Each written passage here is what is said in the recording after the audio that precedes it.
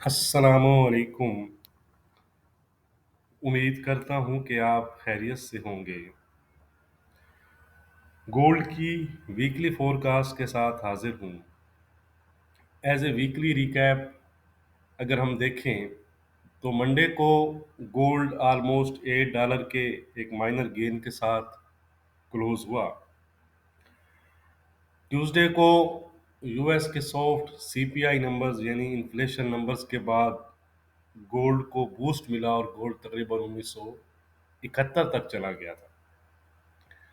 उसके बाद वेडनेसडे को पीपीआई नंबर्स तो सॉफ्ट साइड पर ही रहे, लेकिन रिटेल सेल्स की वजह से गोल्ड में हमें कुछ रिट्रेसमेंट नजर आई।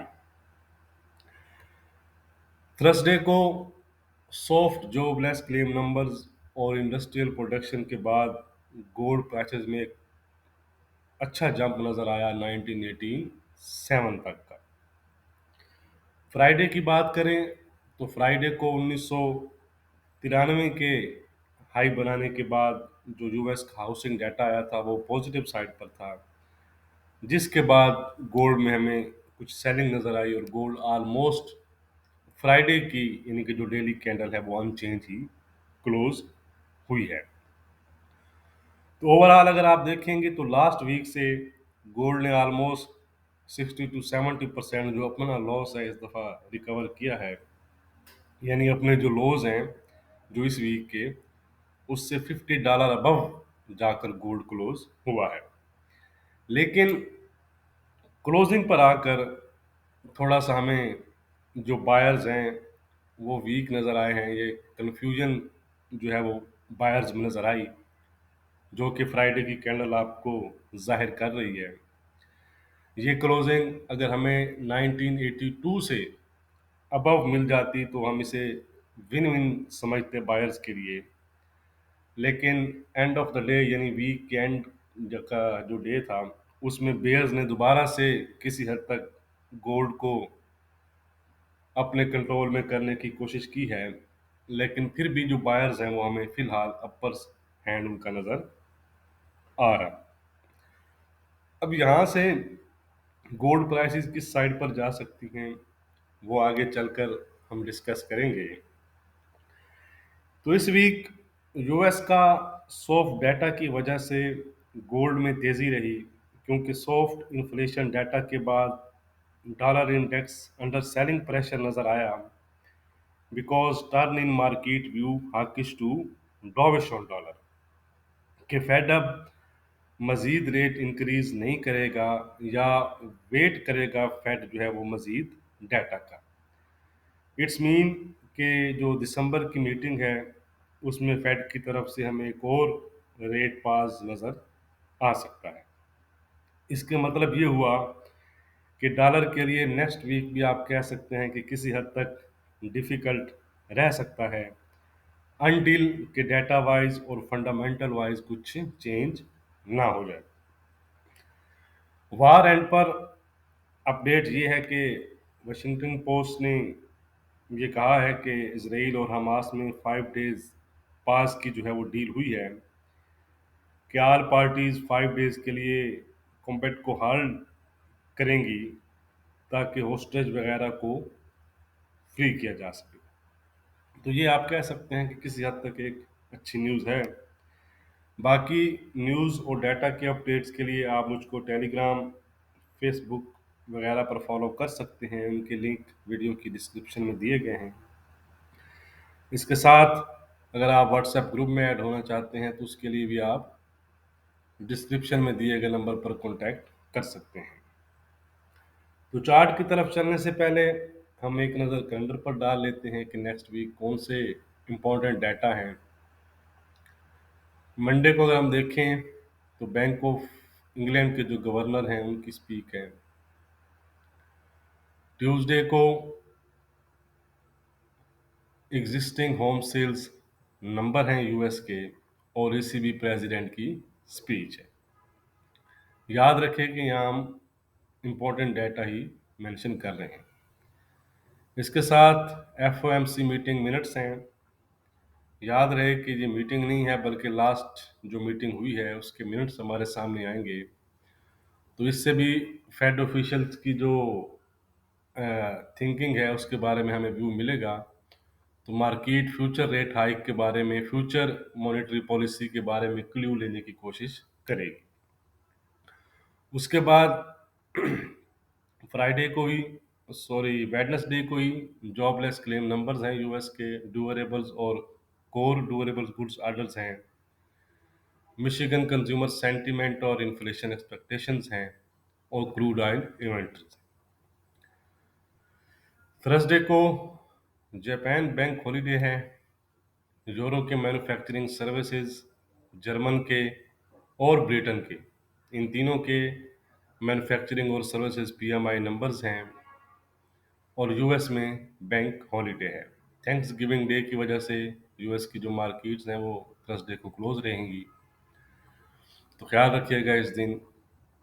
फ्राइडे की बात करें तो जर्मन का बिजनेस क्लाइमेट है, एसीबी की प्रेसिडेंट जो है उनकी स्पीच है, और यूएस के मैन्युफैक्चरिंग और सर्विसेज पीएमआई नंबर्स हैं। तो ओवरऑल इम्पोर्टेंट से आप कह सकते हैं कि मीडियम इम्पैक्ट डाटा है नेक्स्ट वीक। बहरहाल आपने ख्याल रखना है, इसकी वजह से मार्केट का पर इम्पैक्ट हमें नज़र आएगा इसे। तो ये है जी गोल्ड का चार्ट, लेकिन इससे पहले हम एज यूजुअल DXY और बॉन्ड यील्ड्स को देखेंगे। अच्छा जी, यहाँ पर हमारी बात हुई थी, ये क्लोजिंग हुई थी मंडे को। मैंने इंट्राडे वीडियो में आपको बताया था कि अब इन्होंने दोबारा इसमें किया है, लेकिन अगर इसने दोबारा डाउन साइड पर ब्रेकआउट हुआ तो फिर ये एरिया होल्ड नहीं कर पाएगा, फिर ये इस जोन तक जा सकती है। तो सीपीआई नंबर्स के बाद एक अच्छा, आप देख सकते हैं ये सीपीआई वाले दिन की कैंडल है ट्यूसडे की, और एक अच्छा डाउन साइड फ्लैश हमें नज़र आया, और उसके बाद इसी एरिया में कंसोलिडेट करते हुए फ्राइडे को मजीद जो है वो वीकनेस हमें डॉलर इंडेक्स में नज़र आई है। तो डॉलर इंडेक्स के बारे में व्यू मैंने भी आपके साथ वीडियो के स्टार्ट में भी शेयर किया था कि वो डिफ़िकल्ट जो है इसको मज़ामत यानी कि जो रेजिस्टेंस है वो फेस करना पड़ सकती है, अनटिल की फंडामेंटल वाइज कोई चेंज ना हो जाए। अच्छा जी, अब अगर हम बात करें ठीक है जी, तो यही अब इसके लिए रेजिस्टेंस एरिया है, जो इसके लिए सपोर्ट एरिया था, ठीक है, ये वाला। अब मैं इसको ज़रा डिलीट कर दूं ताकि आपको इजीली समझ आ जाए। ठीक है जी,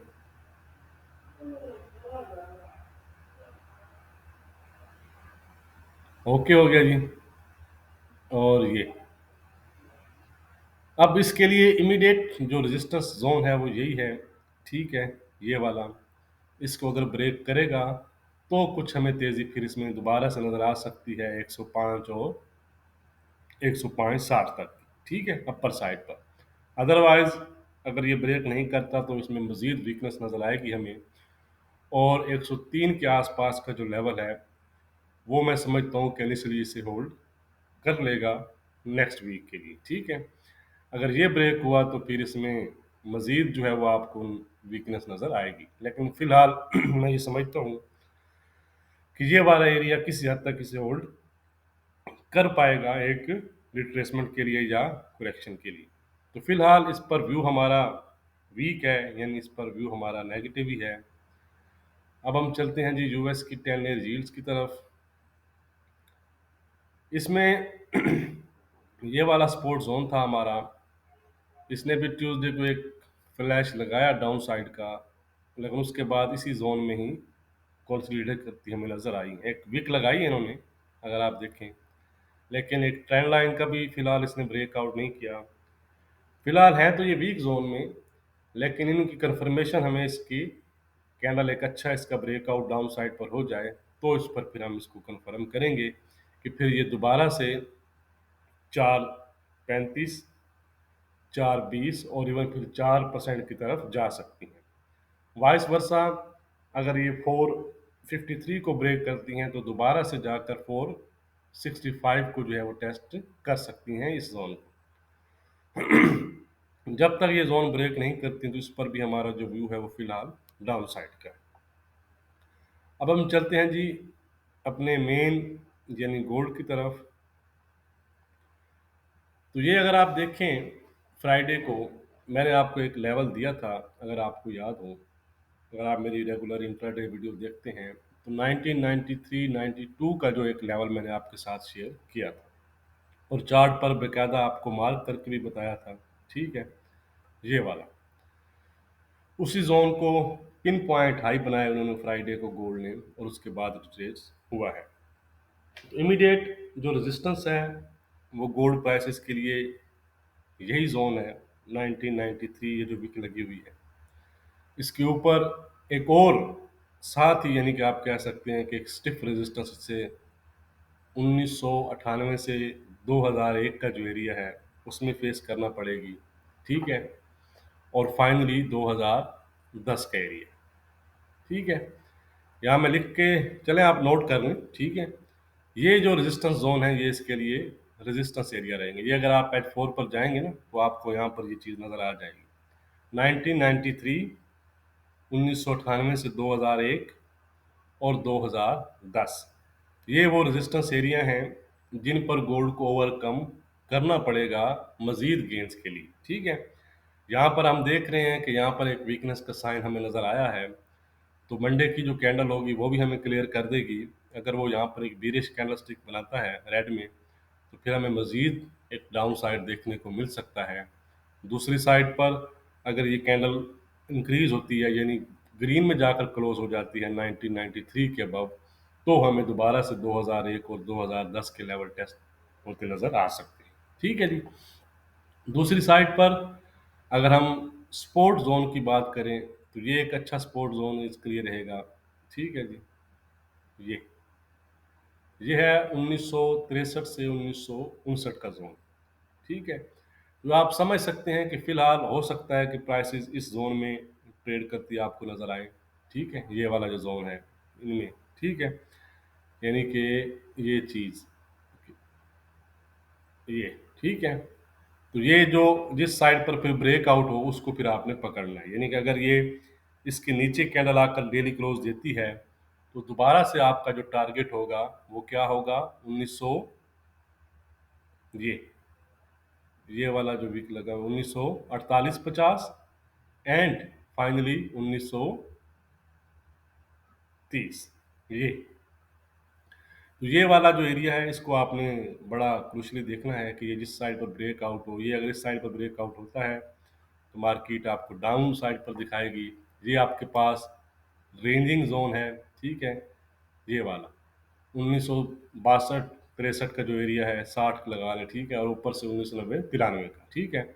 अगर ये अबव साइड पर ब्रेक होता है तो फिर आप मार्केट आपको 2001 और 2010 को टेस्ट करती नजर आएगी, ठीक है जी।